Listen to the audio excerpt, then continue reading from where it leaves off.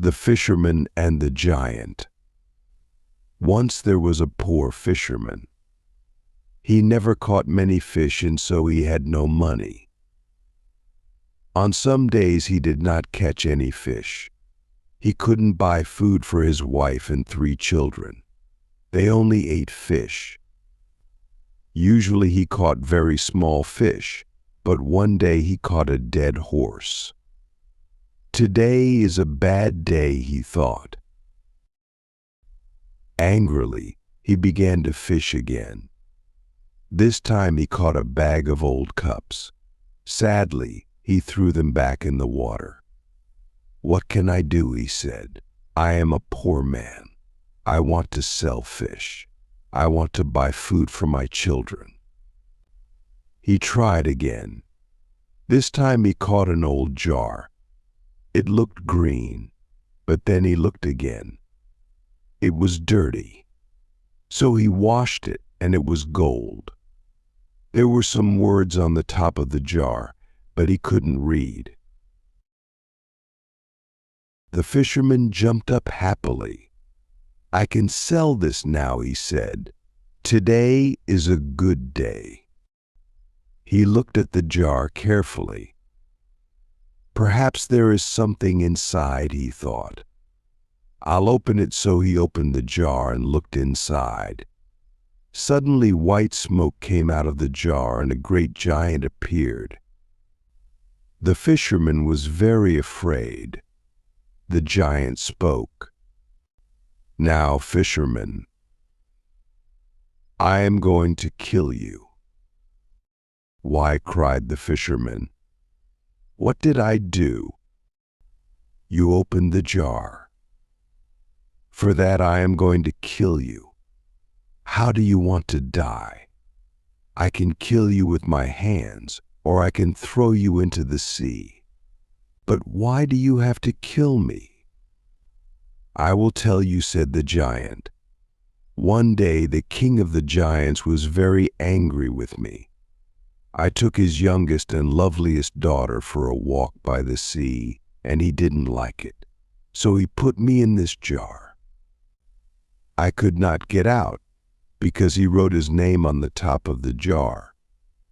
I could hear him from inside the jar. 'Because you love the sea, you dog,' he cried. 'You can live in it,' and he threw me in the water. I was in the jar for days and weeks. One day somebody will open this bottle, I thought, and I will make them into a great king or queen. But after 100 years, nobody opened the bottle. So I thought, I will make them into a king or queen, but not a great king or queen. After 200 years, I thought, where is this person?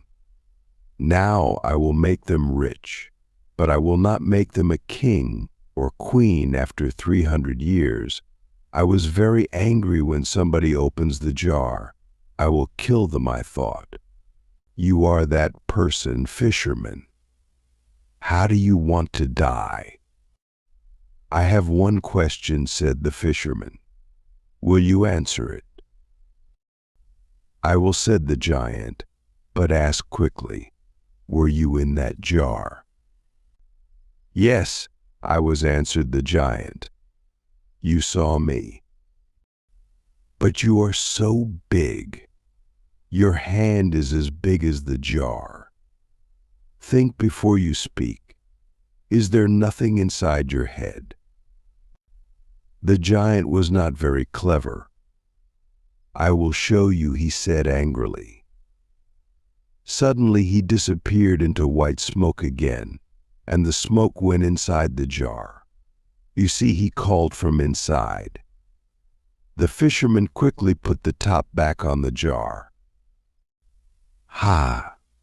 Now, giant, he said, I will throw the jar back into the sea. Perhaps somebody will find you in another 300 years. Please open the jar, called the giant. I will make you a rich man. No, you will kill me, answered the fisherman. "No, I won't," said the giant. "I won't. I'll make you very, very rich." The fisherman thought for a minute. "All right," then he said, and opened the jar.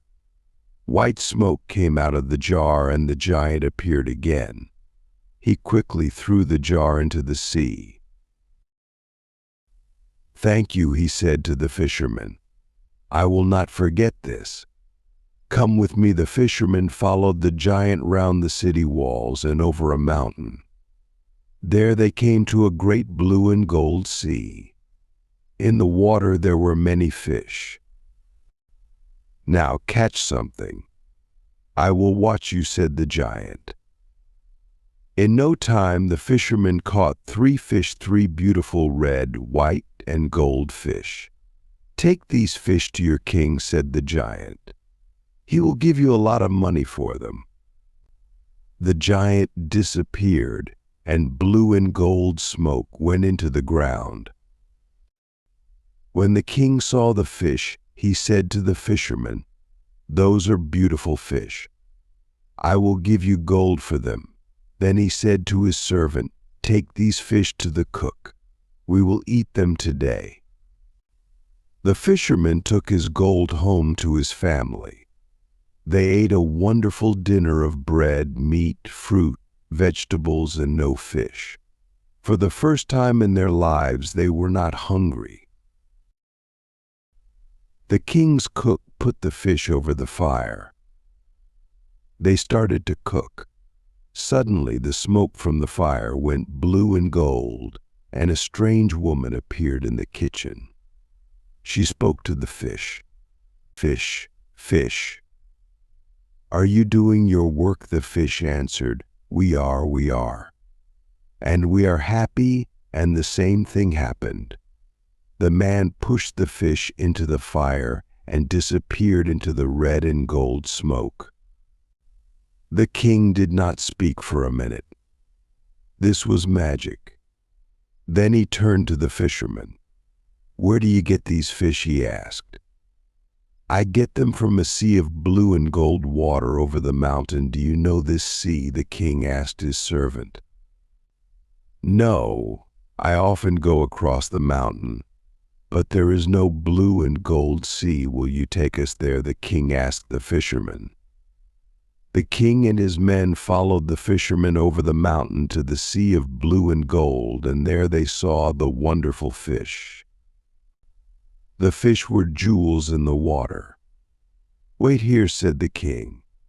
He took 2 men and went round the sea. There they came to a great house of red stone. All round the house were gardens of wonderful flowers. There was no answer at the door, but it was open, so the king went in. He saw many beautiful rooms, but no people. He came into a very large room with high windows. Somebody spoke, "When will I die? I don't want to live." The king saw a young man at the other end of the room. He was on the floor with a coat over his feet. "I know you are a king," said the young man, "but I cannot stand up." The king took away the coat and saw that his feet were fine white stone. "What is this?" cried the king. "Why do you have stone feet? Why do the fish talk? Why does a man with red hair appear from nowhere in my kitchen? What is happening? Tell me." "I will tell you," said the young man. "Please sit down and listen. There was once a great city in this place. My father was king of that city, and I was a prince.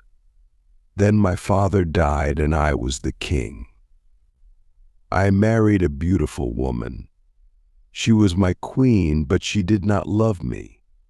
She loved a servant. When I learned about him, I wanted to kill that servant. We had a fight. I hurt him, but I didn't kill him. He could not use his legs. My wife was very angry. She can do magic, and she changed my feet to white stone. Then I could not use my legs. That was not the end of it. 3 mountains and a blue and gold sea appeared in place of the city. She changed the men and women of the city into fish. There is a little house of white stone in the garden of this house. The servant lives there. He cannot walk. My wife visits him every day. The king went into the garden and thought for some time. Then he went to the house of white stone. He found the servant inside and killed him. He put the servant under the bed and then climbed onto it. He pulled the servant's jacket over his face. Sometime later, the queen came in. "Are you happy, my dearest servant?" she asked. "No," said the king. "The first cannot sleep. Somebody is crying. The young king is crying because of his stone feet." The queen went to the young king and threw some magic water over his feet. He stood up and walked. Then she came back to the house of white stone. "And I cannot sleep," the king said, "because the men and women of the city cry at night. They do not want to be fish." So the queen went to the blue and gold sea. She said some magic words. A great city appeared all round her. Men and women ran happily through the streets and in and out of the houses. Then the queen came back to the house of white stone. "Are you happy now, my dear servant?" she asked. "Yes, my love," he said. "Come near me." She came near him. "Come nearer. I want to put my arms round you." She came nearer his bed. He put his arms round her.